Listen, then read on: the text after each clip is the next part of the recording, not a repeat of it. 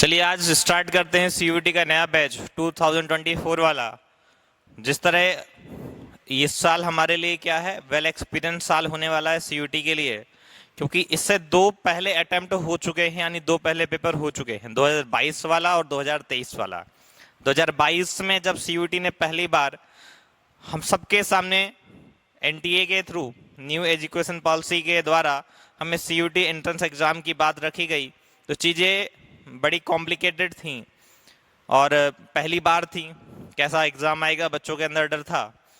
Last year का exam देने के बाद और इस साल का एग्ज़ाम देने के बाद बच्चे काफ़ी कॉन्फिडेंट हो चुके हैं कि एनटीए पूछ क्या रहा है सीयूटी पे और क्या एग्ज़ाम का पैटर्न रहेगा।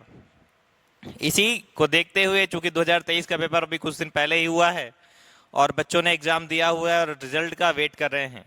Result most probably first week of July या सेकेंड वीक ऑफ जुलाई पर आ जाएगा। आंसर की आ चुकी है। जिन बच्चों ने टैली किया है उनको अपना सिलेक्शन होता दिख रहा है या नहीं दिख रहा, उस हिसाब से अपना डिसाइड कर लें। और ये 2024 का जो नया फाउंडेशन बैच है, सभी लोग ज्वाइन होने के लिए रेडी हो जाएं। बाना में सरस्वती एकेडमी में मैं अभिषेक शुक्ला और पूरी टीम के साथ आपको सीयूटी 2024 के लिए प्रिपेयर करने वाला हूं। तो सभी जितने भी छात्र छात्राएं हैं, जो भी स्टूडेंट्स हैं, वो अपने उन दोस्तों तक ये मैसेज पहुंचा दें जो सीयूटी की तैयारी कर रहे थे या सीयूटी के थ्रू एग्जामिनेशन देने की कोशिश करेंगे 2024 वाली। उन तक ये मैसेज दे दें कि उनका बैच स्टार्ट हो चुका है। सुबह 10 से 12 रहेगा बैच, ऑन द गो चलता रहेगा पूरे एक साल तक और आप लोग प्रिपेयर रहें आने वाले एग्जाम के लिए। तो चलिए बात करते हैं हम सीयूटी में पढ़ेंगे क्या क्या और सीयूटी हमसे पूछता क्या क्या है। फर्स्ट ऑफ ऑल 3 पेपर होते हैं सीयूटी में। तो अभी कुछ बच्चे कहेंगे पेपर तो उन्हें 7 दिए हैं, 5 दिए हैं, 6 दिए हैं, 4 दिए हैं। तो पहले हम बात कर लेते हैं कैटेगरी कितनी कितनी है। क्योंकि 12th आपने अलग अलग स्टैंडर्ड पर किया है और अलग अलग तरीके से किया है, तो उसी हिसाब से हम लोग बात करेंगे कि हम लोग कितना लेवल पर जा कर के काम करें। तो चलिए, या तो आप 12th में मैथ्स लिए रहे होंगे, मैथ्स एंड साइंस ग्रुप, या तो आप 12th में बायोलॉजी के साथ साइंस ग्रुप लिए होंगे, या तो आप 12th में कॉमर्स लिए रहे होंगे, या तो फिर आप 12th में ह्यूमैनिटीज यानी आर्ट्स लिए रहे होंगे। यही 3-4 बेसिक ऑप्शन होते हैं। बिजनेस वालों के लिए डिटेल में बात कर लेंगे, जो लोग व्यवसाय से कक्षा 12 करते हैं या एग्रीकल्चर से करते हैं। मान लीजिए 12th आप किससे किए हैं, एग्रीकल्चर से किए हैं या बिजनेस से किए, ठीक है। चलिए, अगर आप मैथ से किए हैं, बायो से किए हैं या कॉमर्स से किए हैं, आर्ट से किए हैं, एग्रीकल्चर या बिजनेस किसी से भी किए हैं, तो हम सरस्वती एकेडमी में सीयूटी के सिलेबस में क्या कवर अप करने वाले हैं तो मैं बता देता हूं। आपके पेपर होंगे 3।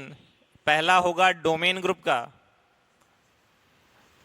दूसरा होगा आपका जीएस टेस्ट करके आता है, और तीसरा आता है आपका लैंग्वेज का। अब आपने कहा कि बच्चों के पेपर 7 हुए, 5 हुए, 6 हुए या 4 हुए, उसका रीजन मैं बता देता हूं। आपके डोमेन में जितने सब्जेक्ट होंगे, जैसे पीसीएम ग्रुप वाला है तो 3 सब्जेक्ट डोमेन है, फिजिक्स, केमिस्ट्री और मैथ। पीसीबी ग्रुप वाला है फिजिक्स, केमिस्ट्री और बायो। आर्ट्स ग्रुप वाला है तो डोमेन 4 हो जाएंगे। कॉमर्स वाला है डोमेन 2 हो जाएंगे। बिजनेस वाला है, एग्रीकल्चर वाला है, डोमेन 2 या 1 हो जाएंगे। जीएस टेस्ट में क्या है, जीएस टेस्ट का पेपर 1 आएगा, लेकिन सब्जेक्ट लगभग 13 सब्जेक्ट हैं जीएस टेस्ट में। आपकी मैथ्स, वो मैथ्स जो आपकी कंपटीशन में पढ़ाई जाती है, वो साथ ही साथ रीजनिंग एड ऑन होगी, जो आपने कब पढ़ी थी, कभी नहीं, आज पहली बार पढ़ेंगे पूरे सीयूटी के बैच में। जो बच्चे कंपटीशन की तैयारी करते हैं उन्हें जानकारी है रीजनिंग यानी तर्क शक्ति की। साथ ही उसमें आपका ऐड होगा पूरा जीएस यानी जनरल साइंस ऐड होगी। साथ में आपका ऐड होगा पूरा हिस्ट्री, ज्योग्राफी, सिविक्स और इकोनॉमिक्स। साथ ही ऐड होगी आपकी एनवायरनमेंट। साथ ही ऐड होने वाला है करंट अफेयर्स। तो ये सारी चीजें हमको साथ ही स्टडी करनी है किसमें, सीयूटी के बैच में। और फिर आती है आपकी लैंग्वेज। तो बहुत सारे बच्चे बाइलिंगुअल होते हैं, हिंदी और इंग्लिश दोनों का पेपर डाले होते हैं, हिंदी प्लस इंग्लिश। तो देखिएगा 3 अगर डोमेन में हैं, 2 लैंग्वेज और 1 जीएस टेस्ट का पेपर, तो कितने हो गए? 6 पेपर हो गए। अगर डोमेन 4 हैं यानी आर्ट्स ग्रुप से हैं तो आपके टोटल पेपर कितने हो गए? 7 हो गए। अगर आपका डोमेन 3 है, आपने जीएस टेस्ट दिया 1 और लैंग्वेज केवल 1 सिलेक्ट की, तो आपके पेपर कितने हो गए? 5। आप कॉमर्स से थे, आपके डोमेन में 2 पेपर थे, जीएस टेस्ट 1 और लैंग्वेज 1, 4। तो इस तरह आप अलग अलग कैटेगरी पर पेपर देते हैं। अलग बच्चे, कुछ बच्चों ने 7 पेपर भी दिए हैं इस बार, कुछ बच्चों ने 4 पेपर भी दिए हैं। तो ये बेसिक बात थी कि पेपर कौन से हैं। अब हम लोग पढ़ेंगे क्या? डोमेन, ये मैं मान के चलता हूं कि आप 12th करके आए हैं और डोमेन आपका कंप्लीट है। जब डोमेन कंप्लीट है तो सीधी सी बात है, आपको जो वीकनेस है उस पर तो मैं सॉल्यूशन दे सकता हूं, लेकिन पूरा डोमेन नहीं पढ़ा सकता, क्योंकि चाह कर भी नहीं पढ़ाया जा सकता। 11th 12th का पूरा सिलेबस प्लस साथ में इतना एड ऑन कैसे पॉसिबल है? पॉसिबल ही नहीं हो पाएगा और बच्चा भी बोर हो जाएगा। तो हम लोग जो पढ़ाते हैं, हम पढ़ाते हैं जीएस टेस्ट और लैंग्वेज। रीजन भी यही है कि जीएस टेस्ट और लैंग्वेज से ही सिलेक्शन होता है, क्योंकि बच्चा 12th में डोमेन तो पढ़कर आता ही आता है, साथ में जीएस टेस्ट लैंग्वेज से भी उसको पेपर होना है, और रैंक तो इन तीनों से मिलकर के बननी है। कई चांसेज में तो जीएस टेस्ट और लैंग्वेज से ही केवल रैंक बन जाती है, डोमेन का कोई यूज भी नहीं होता।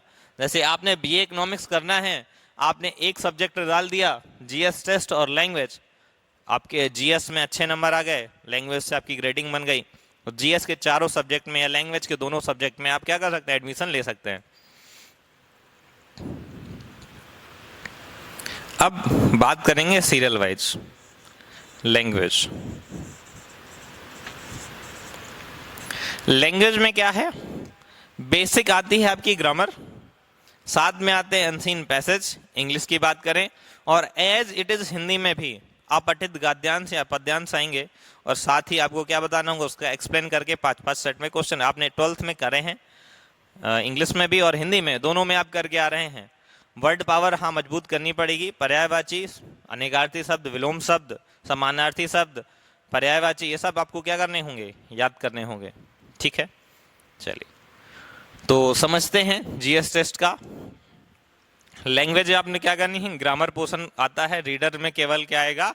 अपठित गद्यांश आएंगे, पद्यांश आएंगे, इसके अलावा और कुछ नहीं आएगा। कंप्रहेंशन आएगा, कहने का मतलब इंग्लिश में।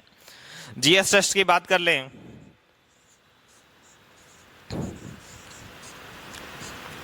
जीएस टेस्ट में आपकी पूरी आएगी, हिस्ट्री आएगी, जियोग्राफी आएगी, जियोग्राफी यानी भूगोल आएगी,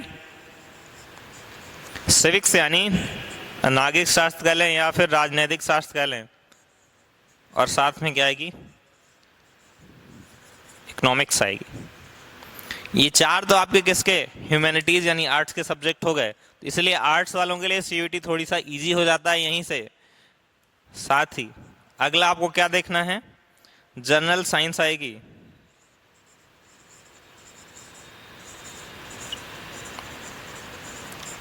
प्लस एनवायरनमेंट आएगी,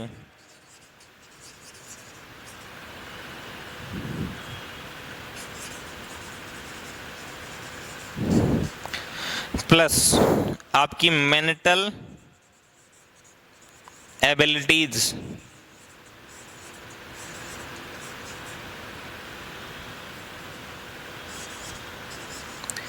यानी गणितीय संक्रियाएं होंगी जिसमें मैथ्स प्लस रीजनिंग दोनों होंगी।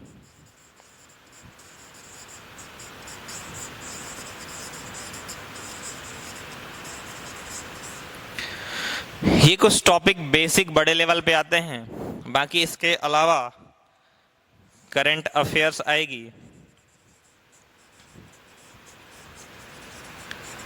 प्लस जीके आएगी। जीके यानी आपसे पूछ लेगा इस साल जो नए परिवर्तन हुए हैं, अपने सुप्रीम कोर्ट के जज कौन है, मुख्य न्यायाधीश कौन है, भारत के राष्ट्रपति कौन है, कपड़ा मंत्री कौन है, उड्डयन मंत्री कौन है, एप्पल के सीईओ कौन है, भारत की 5 महारत्न कंपनियां, 8 महारत्न कंपनियां, 9 महारत्न कंपनियां कौन सी हैं, इस तरह चीज़ें पूछ लेता है। इस साल किसको पद्मश्री मिला, किसको पद्म रत्न मिला, ये सब चीज़ें पूछेगी। जब रत्न अवार्ड की बात आती है उनका भी पूछ लेता है, खिलाड़ियों के बारे में पूछ लेता है, कुछ वर्ड दे देगा, कीवर्ड, ये किस खेल में प्रयोग किया जाता है। जैसे हम लोग फ्री हिट लेते हैं, फ्री हिट क्रिकेट में आती है। ऐसा येलो कार्ड किस में आता है, फुटबॉल में आता है, हॉकी में आता है। पेनल्टी शब्द कहाँ यूज होता है, और इस तरह के शब्द यूज होते हैं तो वर्ड आके जाता है। या फिर शारजहाँ कब किसके लिए होता है, ये चीज़ें कुछ वर्ड्स यूज किए जाएंगे। इस तरह की बातें आपको करनी है और चीज़ों को समझना है। ये आपका बेसिक सिलेबस है। चलिए, आज की क्लास में हमने बेसिक आपको इंट्रोडक्शन दे दिया है। कल से चीज़ें बिल्कुल ऑन द गो हो जाएंगी। कल पहला टॉपिक हम लोग मैथ्स में चालू करेंगे। मैथ्स में हम लोग कल क्या चालू कर लें,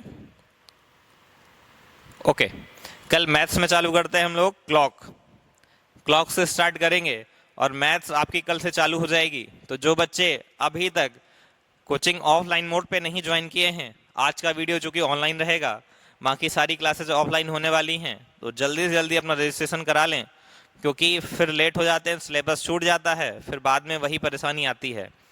तो एज पॉसिबल सून आप जल्दी से जल्दी क्या करा लेंगे, अपना रजिस्ट्रेशन करा लेंगे और कल की क्लास में कोशिश करेंगे कि आप लोग फेस टू फेस रूबरू हो जाएं। धन्यवाद। जय हिंद, वंदे मातरम।